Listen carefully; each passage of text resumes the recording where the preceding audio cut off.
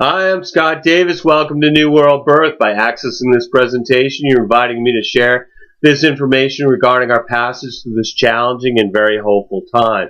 This is the care and feeding of a New World Age report for the Gregorian date of September 17th, 2013, which is also one Ak or dog in the Mayan Tzolkin calendar. We're also going to be talking about the Pisces full moon, Pluto turning direct, and Mercury moving into Scorpio.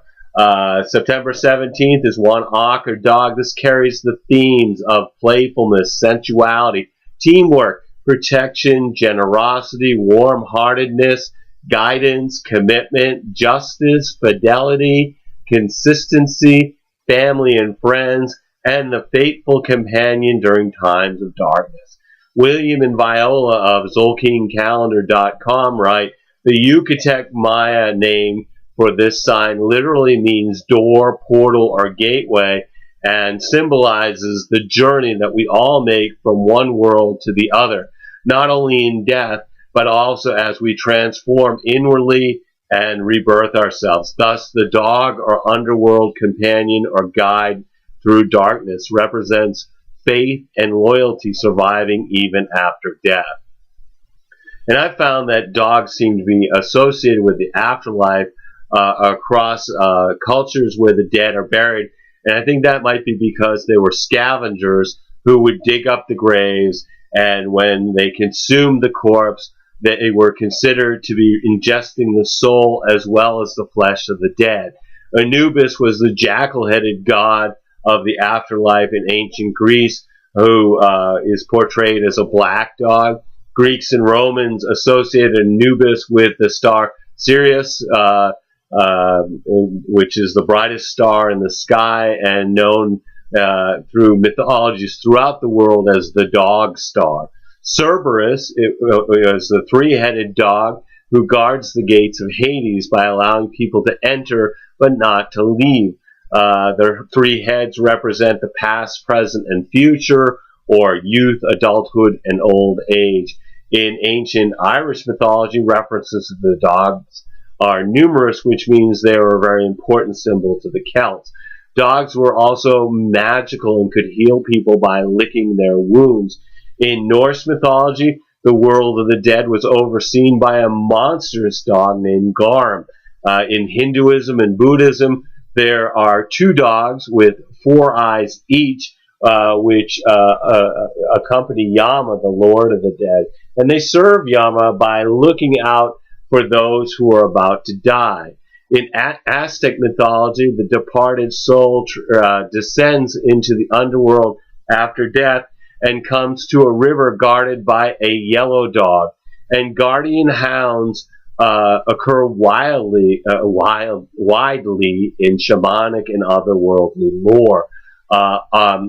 Archaeological evidence in mythology has reoccurring examples of dogs in the role of psychopomps, the guides on the path to the other world, which is the role they play in Mayan mythology as guides who bear torches to assist humans in their descent into the dark underworld. The Dog Tzolkin, or 13-day period, is a great time to use faith and courage to illuminate the dark areas in our lives and share our warm-hearted guidance to assist others through the door that leads to the light. And I really love the synchronicity of this one Dog Tzolkin report, because the most important astrological discussion we're going to have will be about Pluto, and Pluto was Hades, or the Lord of the underworld, and dogs are either the guardians or the guides to the underworld throughout the mythologies. I've been including human design transits for the Tzolkin for a while now, along with the astrology and Tzolkin day signs. I'm going to quickly review some of the information before discussing the neutrino forecast for the one dog current 13-day period. We start by looking at the position of the sun and the earth, the moon, the planets, and the nodes in this outer ring, as we would in astrology, except in astrology what we're looking at is those planets as they relate to astrological constellations and to each other as angles. When we look at them in human design, we're looking at them in relation to hexagrams of the I Ching, which are then mapped to specific locations in the body graph, and that's what this is. This is a large picture of the body graph with the planets and nodes and the sun, Earth, all where they would be at the beginning of the Dog Tzolkin. And here I have a blow up of the wheel, and we can see over here this black circle with a dot in that represents the just now sun. It's in Virgo, and it's in the 6th hexagram, and these stacks of lines on the outside, that's actually how the hexagrams are denoted in the I Ching. And we can look up here, we've got Mercury in Libra, it's in the 48th. We've got Venus in Scorpio in the 28th. We've got Saturn in the North Node in the 44, that's also in Scorpio. Those are the hexagrams. Down here we can see we have Leo, we have Mars in Leo in the 33rd, and here we've got Jupiter in Cancer in the 53. So these positions in astrology, we'd be looking at them in the constellations, but what we're looking at them is activating hexagrams, and then these shapes inside the body graph are called centers, and they represent the next stage of evolution as humans, as we've moved from having 7 chakras, which is represented here, to having 9 centers. And this transition happened in 1781 when we went through a mutation, and part of that mutation was that up until that time we were living a Saturnian life cycle where the average age was around 28 years. With the mutation, we've now moved to living a Uranian life cycle where the average life is about 84 years. And this is representing us as humans in transitus. In 2027, there is going to be yet another mutation, and which will give humans will start to move in a new direction as people who are born after 2027 will some of them will be what we call raves as we start to move into having the solar plexus as only an awareness center and no longer a motor. Anyway.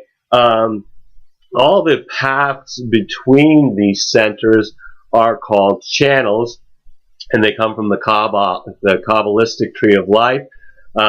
Like I said, we have the sun is in the 6th hexagram. That gets mapped to an opening in an energy channel that's called a gate. And here we see it in the 6th hexagram, and it is in this opening.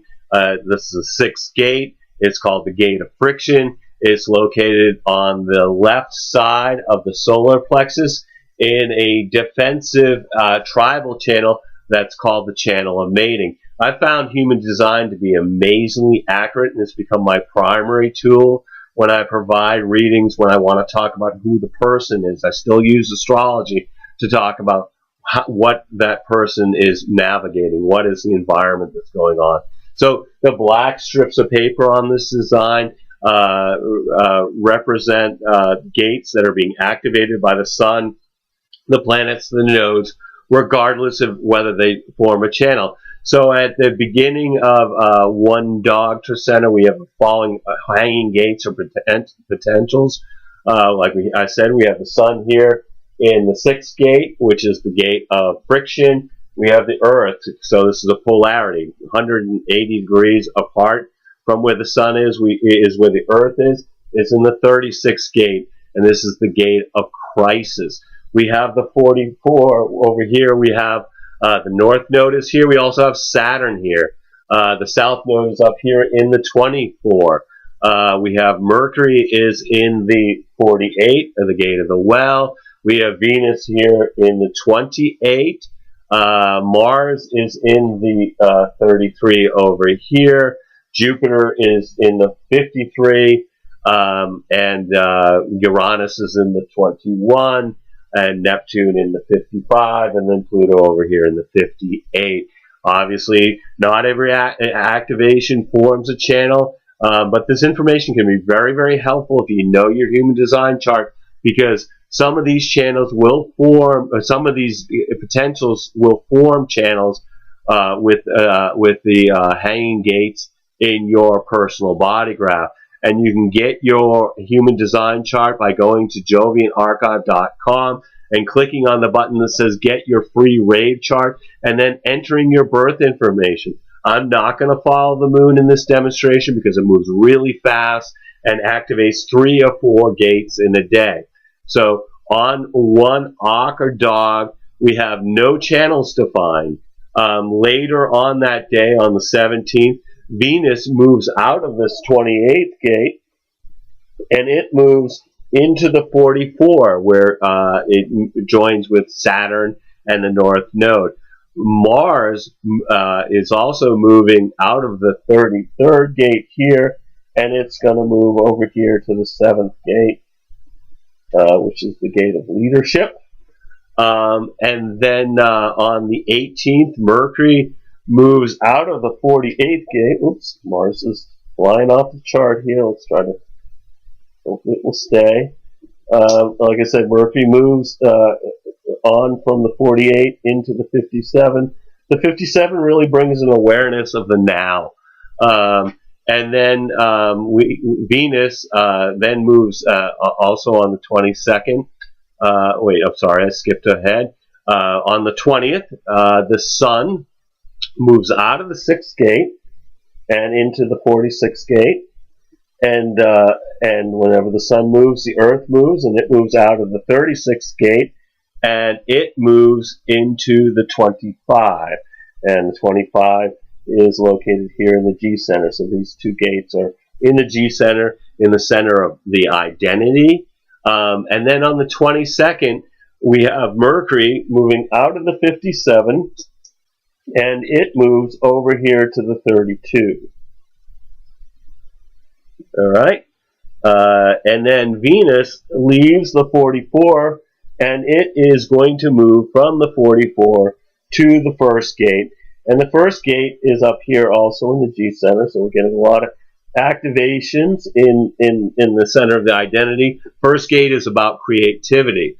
And then the 26th, we have another shift for the Sun-Earth axis, as we see that the Sun leaves this 46 and it moves to the 18. Okay, and when the Sun moves to the 18, it forms a channel, because we have Pluto in the 58, and so we get these 2 defined centers. So if you don't have these centers in your chart during this time period, you'll feel them. You'll feel the energy of the root center. You'll feel the energy of the splenic center. Try to keep everything sticking here. Okay, so like I said, when the Sun moves, the Earth also has to move, so it leaves the 25, and it moves into the 17, and the 17 is up here in the at the Arsena Center, and it represents, that's the gate of opinions, and it's facing across is towards the 62.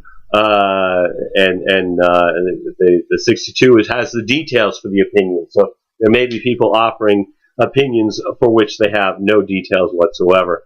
And then Mercury, a very busy day, the 26th, it also moves. It leaves the 32, and it moves into the 50. And the 50 is about protection of children. And Mars also moves on the 26th. It leaves the 7th gate, and it moves up to the 4th gate, so which is up here in the Arsena Center, pointing up towards the head center.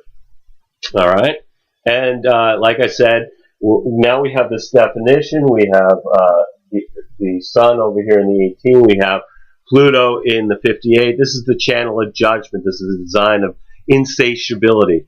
It's going to be with us until October 2nd. It brings us a pressure to offer constructive criticism. This is a conditioning force that works best if it's invited, and the purpose is it's collective. So the purpose is not personal. It's constructive criticism that's for the good of the collective. And this can influence people to become perfectionists with an insatiability to make some kind of improvements. Unfortunately, most people will not be aware of this influence and how to best apply it in their lives. So we'll see a lot of people meeting resistance as they try to change their partner, their family, their friends with little success, which will bring a sense of dissatisfaction. After all, true perfection does not exist. There's only ascending levels of mastery. And then on the 27th, we have Venus moving out of the first gate, and it moves into the 43, which has this influence of, it's called freak to genius. It brings some very strange thoughts that if you are invited to share them, and you can explain them methodically by giving every step along the way, you will find that that people are much more interested in what you're sharing. It will make sense to them. Otherwise, if you just blurt it out, you're going to find out that they're going to respond as if you got like 7 heads. They're going to think you're a freak. Before I get into the daily energy for one Auk or dog, I want to talk about that basically here all the planets are appearing to be moving forward, except for Chiron, Uranus, Neptune, and Pluto, which are all outer planets, and they appear to be moving retrograde or in reverse motion. I've discussed in depth the implications of these planets moving retrograde in past reports, so I'm just going to really quickly keynote each one. Retrograde Chiron has us reviewing our wounds so that they can be released by having the courage to open our hearts to any fear or pain associated with the past. Retrograde Uranus in Aries. This seeks to really shake our very foundation, to shock us, to awaken, and forces us to embrace a new way of living through reversals and unexpected events. Retrograde Neptune in Pisces is seeking transcendence through spiritual practices to keep us grounded as we expand our intuition and consciousness. And while we're in the middle of these 4 years of unexpected rebellion, having Uranus and Aries in a square to Pluto and Capricorn, which is about the decaying power structure, having a spiritual awareness really it helps us when we start to see just massive changes and unrest. With Pluto, the planet of transformation through death and rebirth, cycle moving retrograde is really, again, it's reviewing the past, and it requires releasing anything from the past that's a burden to our new path. The big change in the one dog Trecena is Pluto will be changing directions. As it's been moving retrograde, it turns direct on September 20th. Pluto, the planet of transformation through death and rebirth, it's been retrograde since April. It's been about reviewing our past, requiring us to release anything from the past that's a burden to our new path. Pluto just takes our baggage, whether we are attached to it or not, if it doesn't have a purpose in our rebirth. And what I find interesting about the astrology of September is Pluto in Capricorn is slowing to a stop before it begins its forward motion on the 20th, and even when it begins, it's going to be moving very slow. Planets are said to be at the peak of their power when they're stopped. Pluto rules power and also the misuse of power. So I expect issues regarding misuse of power to be coming more public after Pluto moves direct. Here in the USA, President Obama has certainly been dancing around the use and probable misuse of power, whether it's regarding taking military action in Syria or regarding drone strikes worldwide. It's hard to really imagine even that this man was given the Nobel Peace Prize. I think he should return it because I think Obama's done nothing to further peace. If anything, he's done the opposite.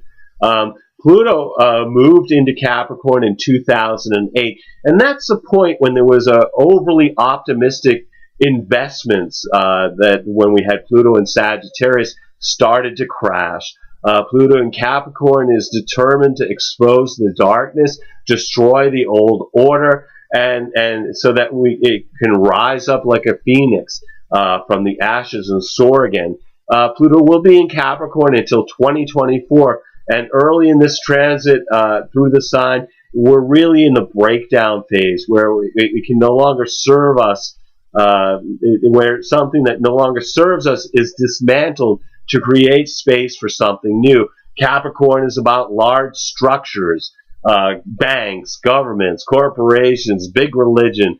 This is a time of a cosmic course correction for the entire planet.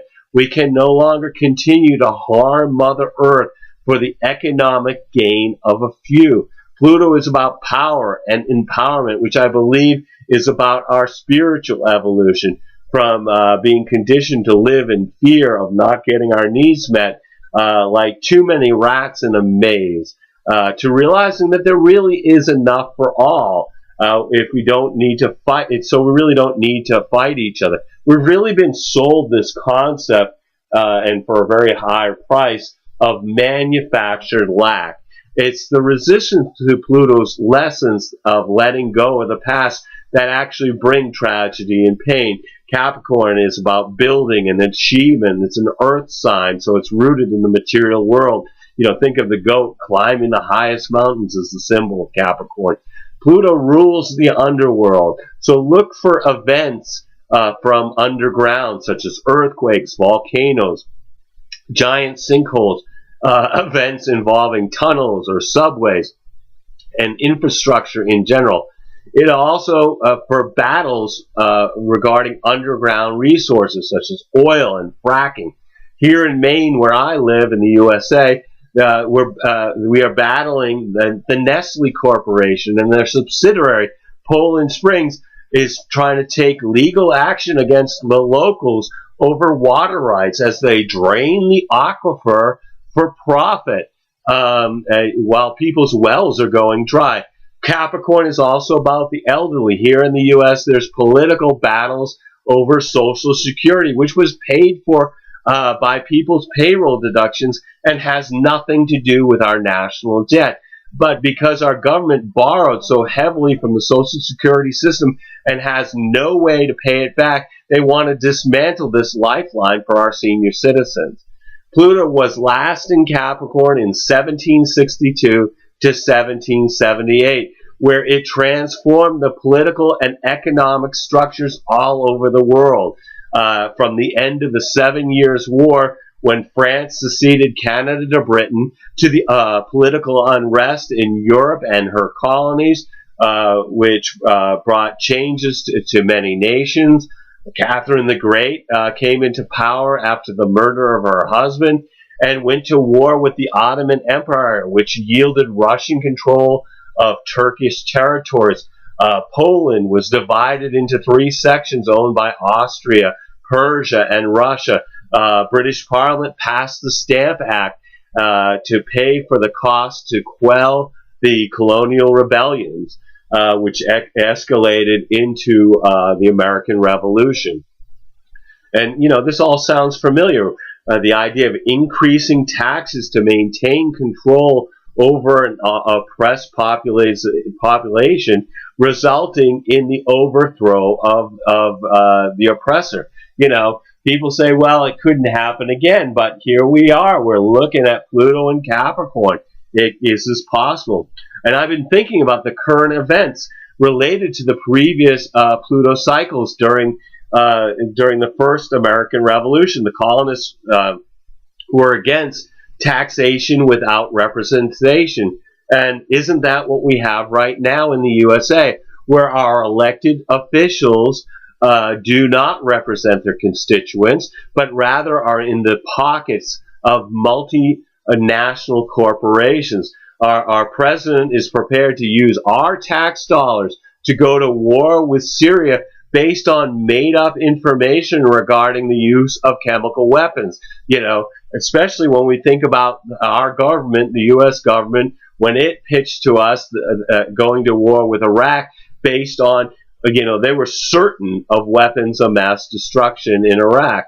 Well, they never found them, So I don't know about you, but I'm very leery of going to war with Syria based on whatever my country, my government. I love my country. I have a hard time with my government. But what our government, the United States government, is trying to tell us, this is absolutely the truth.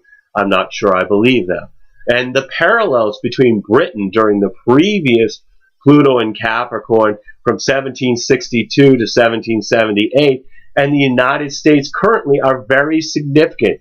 Britain was deeply in debt after the 7-Year War, which occurred when Pluto was in Sagittarius. This is expansion through war.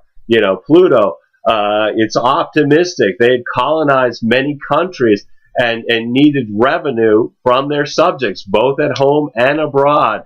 The British Empire was spread thin to maintain their global territory. And one of the sources of income from outside England came from the East India Trading Company, which was remembered for trading tea, although their main commodity was opium, which was grown in India using forced labor and then sold to China. And then the ships returned to England with China black tea, which was available to the wealthy. The British government publicly condemned the trade of opium, but secretly it supported the practice because the revenue it produced. The East India Company also provided ships for the slave trade. The parallels between Britain during the last Pluto in Capricorn and the United States during this time of Pluto in Capricorn are uncanny. Both nations increased the lands under their charge through wars that had them plunged into deep debt. And then they seek to recover their lost fortune through unfair and oppressive actions, allowing companies to become large, so large that they can run other countries, as the East India Company ran India during this time period. Eventually, this leads to the oppressed masses saying, enough is enough, which led to the American Revolution last time. Previously to that, Pluto in Capricorn, the time period was 1516 to 1533. This was the time period when there was the exploration of new worlds that yielded those colonies that we were just talking about. But it was also the time of the anti-Catholic movement when Martin Luther nailed his theses on the door of the church in 1517. So, this could also be a time where we're going to see more of the misuses of power coming to light from the misuse of power of the Catholic Church. This time period when Pluto is at the peak of its power has us moving aggressively towards its fourth of 7 challenging squares with Uranus and Aries, and we've talked about those in past reports, which the next one will be exact on November 1st at 9 degrees, but it will also be followed by the heliocentric square on November 23rd, which is when we have one exact square from the perspective of the Sun of Uranus in Aries and Pluto in Capricorn. This is challenging angles between Uranus, disruption, revolution, unexpected change. In Aries, the sign of the individual, and then we have Pluto, the planet of death and destruction, but also rebirth, in the sign of Capricorn, representing structures, governments, corporations. This is the most powerful transit of our time. These two titans have been having exact confrontation an amazing 7 times between 2012 and 2015. And usually this type of transit occurs 3 times, maybe 5 times. 7 times as unusual. It's also very intense. The world will be a very, very different place at the end of 2015. And the day following this Pluto moving direct will engage in the third and final sextile with Saturn. And Saturn is in Scorpio with the themes of loss, depression, failure, fear, the shadow, betrayal. This stuff really goes very deep. Superficiality just does not cut it while Saturn is in Scorpio. What we decide now will have a lasting effect. For me, I'm grateful that I understand my strategy and authority from my human design chart, because it's an amazing tool for making decisions during these times of uncertainty, where the consequence of choice will have an effect for many, many years into the future. Also, Saturn is in Pluto's sign of Scorpio. Pluto is in Saturn's sign of Capricorn. What that does is we have mutual reception between the two planets. Mutual reception means that Pluto and Saturn are strengthening and it's supporting each other while Saturn remains in Scorpio for the next few years. And when I think of Saturn and Pluto teaming up, the words that come to mind are karmic judgment. When these planets are within 60-degree harmonic sextile, we feel the peak of this experience, which means that they're going to be very, very strong forces in the upcoming equinox chart, which will influence the entire upcoming season, where we reap what we've sown at this time of harvest. Obviously, this is the time of harvest in the northern hemisphere. In the southern hemisphere, this is the time of planting new seeds. So let's look at all this daily vibrational energy of this trecenta. September 17th, 2013, 1 Ak, or dog in the Mayan Tzolkin calendar. This is unity experienced through enjoying family and friends. And we have Mercury here. It forms a sextile, or 60-degree angle from our perspective here on Earth, with Mars in Leo. So this is a 60-degree angle between these planets, which brings a very busy day with folks having more energy than usual for their own projects. This is a day where working for someone else's benefit does not inspire diligence. It's more likely to inspire resentment. So if you can use this day to work on what's of interest to you, it will be a good that will be a good use of its energy. And since others are feeling the same way, plan on working independently for others. There is energy for convincing people of your point of view, but everybody else has this energy too. So they're going to try and convince you of their perspective. So it may be a day to avoid people and conversations that can lead to arguments, because this has a real competitive edge to it, where we can feel confident in our ideas and beliefs to initiate something that should be successful, as long as we don't need others to bring it to fruition. We have the Pisces moon merging with Neptune, supported by Venus. The day moves from feelings of empathy for those around us, including the possibility of clairvoyance or telepathic experiences for those who are sensitive by nature, to enjoying pleasant feelings and social interactions. The 18th is Tu Shuin, or monkey duality, through creating something new, as Venus at this point is conjunct to Saturn. That means they're at the same degree of Scorpio, and there's also conjunct to the North Node. And Venus is also in a sextile, or 60-degree angle to Pluto in Capricorn, which brings an atmosphere of passion, intensity, expression with less filtering. So be careful not to say things that you're going to regret later.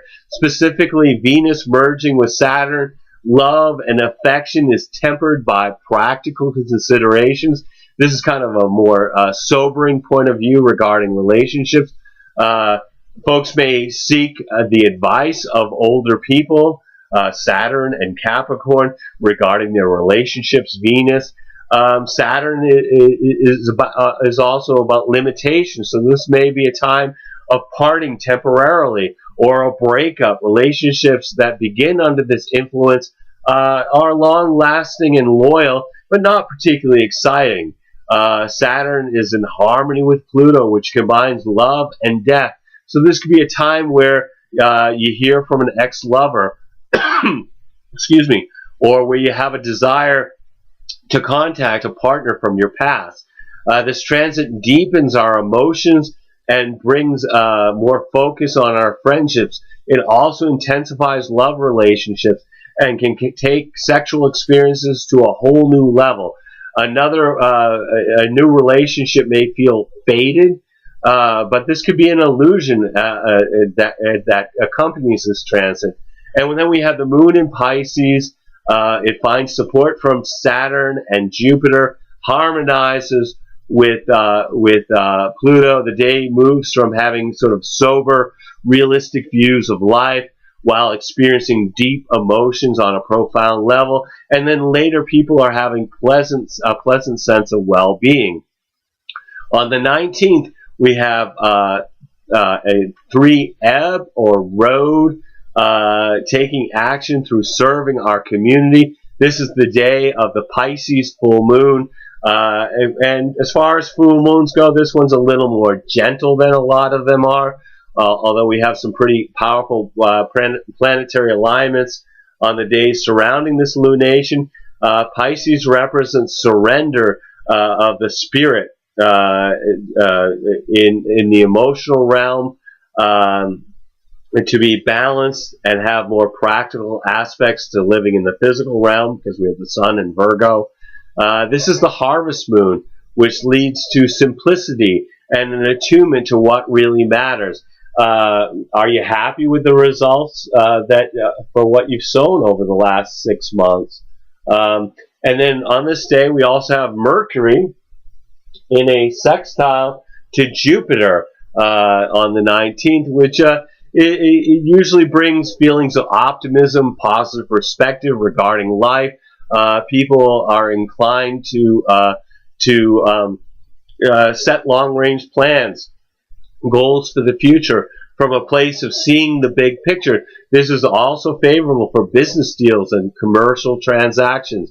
If you're unaware of this transit, you could overlook details that are important to the creation of your overall grand vision. Also, be careful about communicating with others in the way that you say many things, and so it's not seen as being arrogant or self-righteous in its tone.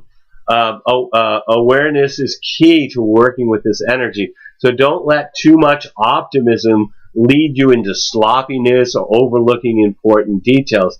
The sun is in Virgo, so this full moon will help keep us grounded. The 20th is for Ben or Reed or Corn. This is about stability through maintaining the home in the Mayan Tzolkin calendar.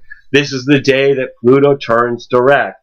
So from our perspective here on Earth, Pluto's been seen as being stopped, and now we start to see it moving more clockwise, more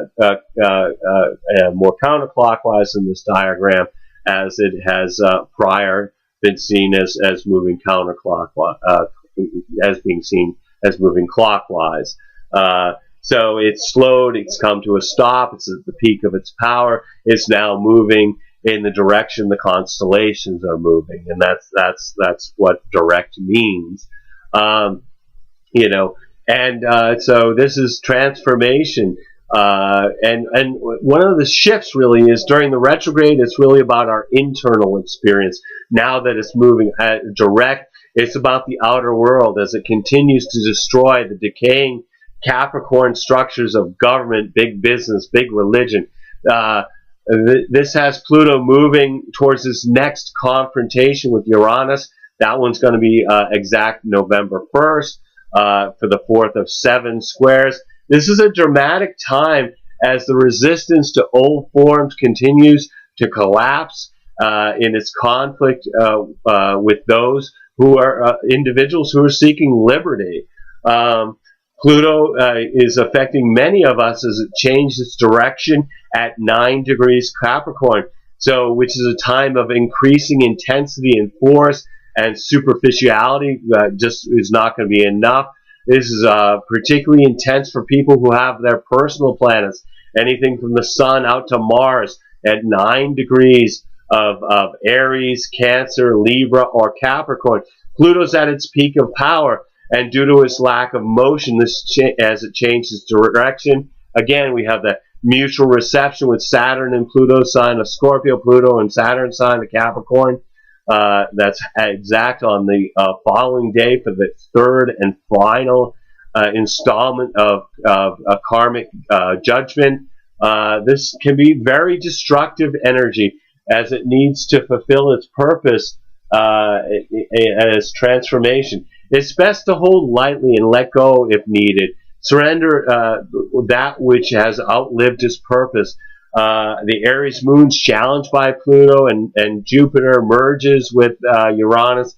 It finds support from Mars and opposed by Mercury, which begins a day with people having a compulsion to act in ways that may not be good for us in the long run, and then feelings of impulsivity and acting rashly, with moods for changing very quickly and unexpectedly, and then later bringing the energy for asserting ourselves in a positive manner and standing our ground if necessary, which shifts later on to benevolent and generous feelings for those in our immediate environment, and then it wraps up with feelings where there's a real conflict between our feelings and reason, and others may have fruitful expressions of their deeper awareness, either internally or in conversations with another. The 21st is 5 Ish, or Jaguar, empowerment through enjoying nature. And at this point, this is the exact sextile between Saturn and Pluto from our perspective here on Earth. Again, this is, the mutual reception. They're working as a team in alignment with other. We're going to reap what we've sown here. This is very strong in the equinox chart that happens the following day. This is going to be a theme right up until the solstice in December. We've got the moon in Aries making no angles and void of course until it moves into Taurus, which it does not favor making any major decisions or purchases, but it's really good for resting to assimilate this latest round of energy. And then this brings us to the 26th. This is 6 Men, or Eagle. It's about being in the flow through seeing from a higher perspective. And this is when we enter into this is the chart of the equinox. And one of the things we can see up here in Scorpio, we have Venus, Saturn, and the North Node in Scorpio all conjunct, opposing the Moon conjunct the South Node. We've got Chiron in Pisces. We've got, and we've also got another sextile from Pluto in Capricorn over here, and Chiron in Pisces here. This is all supporting this opposition. So this is a very significant equinox. This is the beginning of autumn in the north and spring in the south. This is the time when light and dark are in equal amounts. A balance of the yin and the yang energy. The sun moves into Libra, so here we have the sun. It's in Libra at this point. Which is the sign of the sun's fall. It means that it's debilitated in the sign of the scales. It's positive for expressing the attributes of Venus and Saturn, but it's challenged for integrating the process of individualization, which is the energetic of the sun and Mars. Equinoxes and solstices, astrology charts kind of give us insight to the upcoming season. And this one, with the Saturn-Pluto cycle in tight aspect, we're looking at a time period leading up to the solstice on December 21st, 2013, where that north of the equator, this is a time to review your intentions that were planted on the spring equinox. South of the equator, this is a time to plant new intentions for the upcoming year. And so for those of you who live in the southern hemisphere, you might want to view the one Lamont or Star Care and Feeding of a New World Age video. It's out on YouTube for March 19th, 2013 for instructions regarding the spring equinox ritual for manifesting intentions over the 4 seasons. As I've said before, Saturn and Pluto in the mutual reception, the sextile is very strong in the equinox chart, being exact the day before. But this quality of karmic judgment is even stronger because Saturn is conjunct Venus and the North Node, opposing the Moon, conjunct the South Node. The nodes are about karma.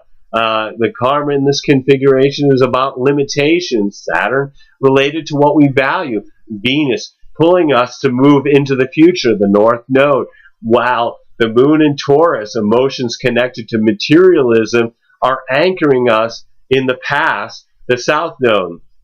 And of course, we got Pluto sextiling the Scorpio end of the axis and trining the Taurus Moon South Node. This is a tension between spiritual and material duality, and it has huge transformational possibilities. Like I pointed out on the chart, Chiron, the wounded healers, in Pisces, and it's sextiling the Moon and trining the Venus, Saturn, and in Scorpio, which reveals that the next 3 months will be very strong for new wounds, but also for new healing. Mars squares the Saturn-Venus axis, which is challenged for moving forward with aggressive actions. So this is not a favorable time to begin a war that you intend to win. Mercury squaring Jupiter in the chart may bring an over-exuberance in thinking without considering the details. This is perfect for playing mind games on the populace. I could see the government trying to pull the wool over our eyes as grandiose promises to enter a war, which the global elite, which you can guarantee follows astrology because they used it for the last 2 wars, started on the spring equinox. The United States used the spring equinox to launch their last 2 wars. But so the global elite is aware of this chart, and they're also aware that this energy is not about winning a war. So what would they, if they start a war, what are they doing? They're actually, it won't be a winnable war, but it will have the possibility of selling huge amounts of weapons to line the pockets of the military industrial complex corporations. Also on the 22nd, we got the Taurus Moon. It's in harmony with Neptune, supported by Pluto, opposed by Saturn and Venus. This moves from being very sensitive to the moods of others and later brings out intense emotions, stimulating sensitivity, which favors sexual relationships, while also feeling lonely and isolated. And then finally, it changes to a pleasant feeling for enjoying sensual experiences and rich food, with a caution against overindulgence. On the 23rd, we have 7 key, or wisdom. This is reflection through introspection, meditation, and forgiveness. The moon's in Taurus. It's challenged by Mars. It's in harmony with Jupiter very early in the day. It actually turns void, of course, at 3:13 a.m. Eastern Daylight Time here in the United States. So the day's energy begins with people feeling irritable, which could lead to needless disputes. And then it shifts to feeling in the flow and having a sense of wholeness. And then 3:13 a.m. Eastern Daylight Time, you can figure out where it is in your time zone. That's when it enters its void of course phase, this is not a good time to make major decisions of purchases. The 24th is 8 Kaban, or Earth, balanced through gratitude for Mother Earth, while the Gemini moon is supported by the Sun and challenged by Neptune. The day moves from having a sense of inner harmony that can be mirrored in the outside world to daydreams and fantasies feeling more important than reality. September 25th, 9 Etsnob, or Flint, patience through experiencing being introspective as the restless energy as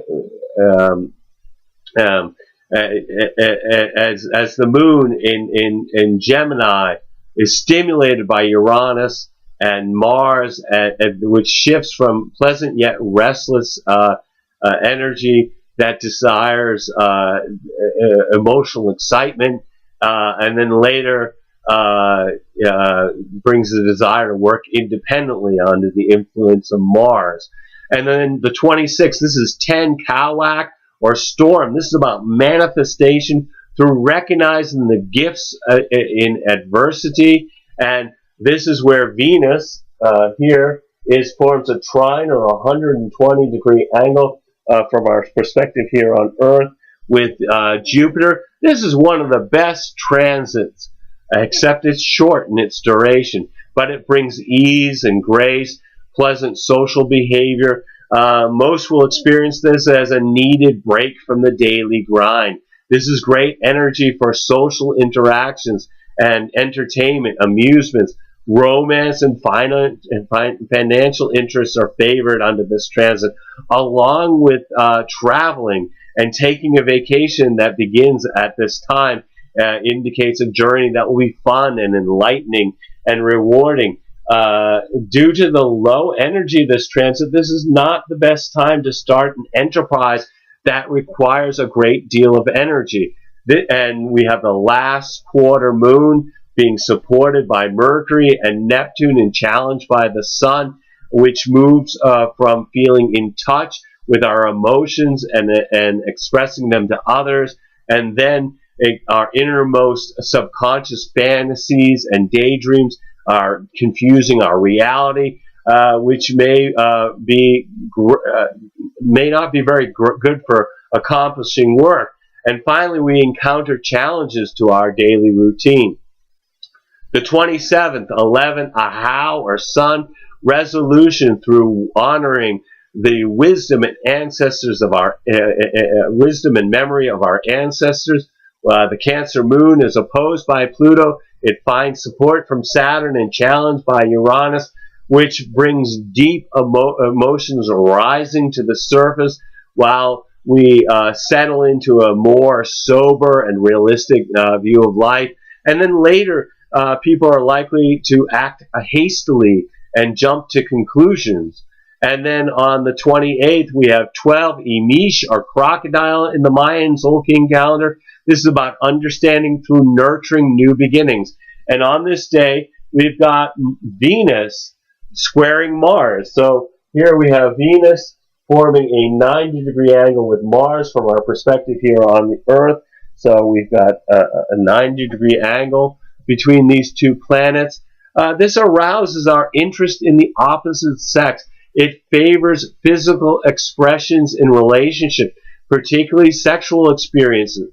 If there's any hidden tensions in a relationship, this transit may bring discord in the relationship. If the relationship is healthy, it's not likely to be that difficult, but it can really divide relationships into two categories, depending on the strength of the coupling. Those whose love is in a powerful aspect between the lovers, they're going to enjoy this as a time any way that they choose. But if the relationship is built on shaky ground, this would indicate arguments as the ego nature of the pair is tested. It's not the best day to start a relationship since it's likely to be based only on a physical attraction. With the moon in Cancer merging with Jupiter supported by Venus, the day It brings a day with good feelings and generosity towards others and enjoying social interactions. September 29th is 13 Eek, or wind. This is about movement to the next stage through communications, and this is the day that the planet of communications moves to the next sign, and it moves into Scorpio, which, due to it turning retrograde during its time in Scorpio, is going to spend almost 10 weeks in the sign of the Scorpion, which is going to bring even more focus on the element of water. And 2013 has a lot of water energy to it. And this is also the Chinese year of the water snake. Mercury in Scorpio is very similar to the energetic of the water snake, which is about thinking energy that reveals what is hidden but does not settle for mediocrity. Mercury in Scorpio brings a questioning and probing intellect that seeks out what is beneath the surface and puts an emphasis on the fields like medicine or science, religion, and the occult. So under this influence, folks are going to feel a greater need to investigate and uncover what previously could not be known. September ends, and as we move into October, it's seeking a greater depth, both in our understanding of the outer world, but also in our discovery of our inner realms through our experience of the soul's high adventure of being both an observer and a participant in life. With the moon being challenged by Mercury and Saturn and harmonizing with the sun, which moves folks from being critical in their communications, particularly with the people they have an intimate relationship with, to later feeling a balance between their inner and outer world. And then finally, people are feeling kind of lonely or isolated when the moon is interacting with Saturn. So no matter what these energies are that are affecting you during this one Dog Tzolkin, take some time out to be in the flow of the planet by being in nature. Watch a sunrise, watch a sunset, commune with the stars, be conscious of the moment, whether it's through introspection or meditation, or just being really conscious when you're with somebody you love. Every single day we have is a blessing, no matter what the dramas are that beckon to distract us. We're all here giving the performance of our lifetime on the world stage. Just remember that you are a spiritual being that is having a human experience. So take some time to observe the play as well as act your part. I want to thank you for checking out New World Birth. The next segment of Care and Feeding of a New World Age will be on September 30th for one Akbal, or night. Also the Libra new moon with Venus moving into Sagittarius. Not to mention the Sun is going to be forming a grand cross with Pluto, Uranus, and Jupiter. You can check us out on Facebook or YouTube or the Mind Magics website. I encourage you to share this information as videos or as text as widely as you choose. I'll be discussing the astrology of October 2013, and I'll provide short 10 to 15 minute human design readings to the participants on the Earth Needs Rebels show on Orion Talk Radio on Tuesday, October 1st. As always, I invite you to contact me at newworldbirth@yahoo.com if you have any questions or wish to schedule a personal reading. And the personal readings are about 2 hours long. And I am providing readings and want to make them available to the greatest amount of folks. So I've created 3 options with 3 levels of compensation. These readings are designed to provide you information to help you navigate these difficult times. At the basic level, we're going to look at your human design chart to help you understand how to use your individual strategy and authority in making decisions based on your own unique design. I include 3 months of astrology transits as they relate to your natal and progressed charts, along with the human design reading at the middle level At the top level, the Human Design and Astrology Transit reading will be recorded and sent to you as an MP3 file that you can download to your computer, and so you can review it, listen to it over and over again, really dig into all that information. Because if you think these reports are dense, the readings are just as dense, but they're focused completely on you. And getting a reading is a good way to help support us here at New World Birth, so that we can keep this all going. If you want to get a reading, you're going to have to either be able to call me in Maine in the USA, or we can connect with Skype. Or if you're going for the highest level reading where it's recorded, we can certainly do it that way. But for some people who are really busy with children and families and things like that, some of them have preferred to actually get the recording of the reading and then review it, and then we have a conversation. So it's not as the full reading where you have to be there available for 2 hours. But like I said, if you want to interact with me during the reading, you'll need to be able to call me in Maine in the USA, or Skype is an excellent tool for international readings.